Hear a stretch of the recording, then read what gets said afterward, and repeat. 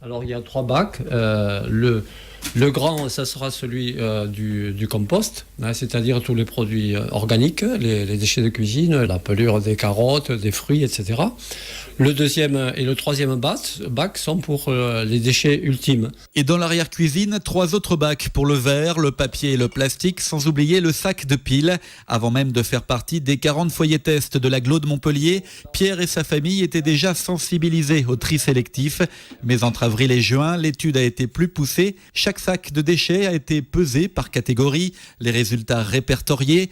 Il fallait aussi choisir 4 gestes de tri à améliorer. Le premier geste, c'était celui de choisir le bon emballage en amont. Hein. Donc, quand on fait nos achats, aller au marché avec son cabas et acheter directement au producteur en mettant dans les sacs papier ou dans le cabas, même sans emballage. Deuxième priorité, bannir les publicités de la boîte aux lettres, 5 kilos de papier par mois, puis choisir des produits éco-labellisés. Enfin, préférer la cuisine maison aux plats préparés. Après 3 mois d'efforts, le bilan est positif.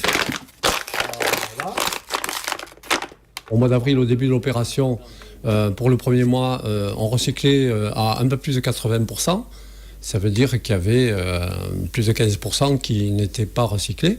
Et à la fin de l'opération, on est arrivé à 93% de recyclables et simplement à 7% de déchets résiduels. Un résultat qui fait rêver tous les adeptes du tri, mais pour Pierre, rien d'exceptionnel, juste une habitude à prendre, ce qui n'empêche pas quelques erreurs. Le mouchoir papier, il vaut mieux le mettre au compost directement. Et le compost, c'est à l'extérieur, au fond du jardin, de quoi produire un engrais top niveau. Pour moi, ça devient naturel. Et je trouve que c'est pas plus contraignant de vider sa poubelle au coin du jardin que de la sortir sur la rue. Plus aucune bonne raison donc de ne pas trier, en tout cas en maison individuelle. Car dans un petit appartement du centre-ville de Montpellier, par exemple, le tri sélectif s'avère pour le moment un peu plus technique. Je confirme.